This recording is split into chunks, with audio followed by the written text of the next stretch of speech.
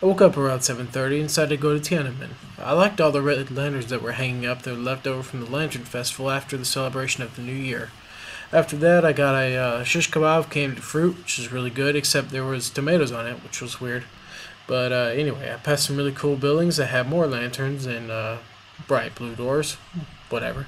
And after that, I got to Tiananmen and decided to take this video. And Tiananmen, of course, famous for protests of '89, but known in Beijing as the Gate of Heavenly Peace, which bears that likeness of Chairman Mao.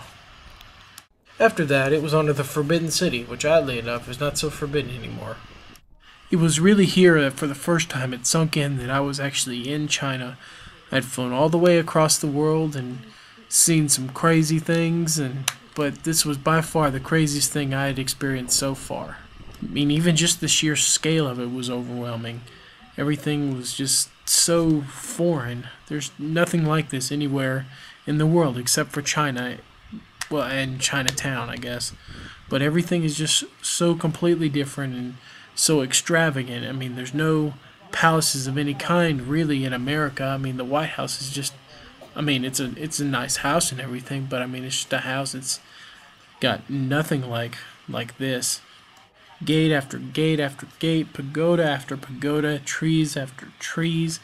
There just seemed to be no end of it, and it was just so amazing to actually be there and stand in what had been a holy place for 500 years. I mean, no one was even allowed in there unless they had royal permission. On the whole, it was just a very unique experience that I'm really glad I got to see. After that, I went to Jingshan Park, which is just north of the Forbidden City, and heard something very familiar.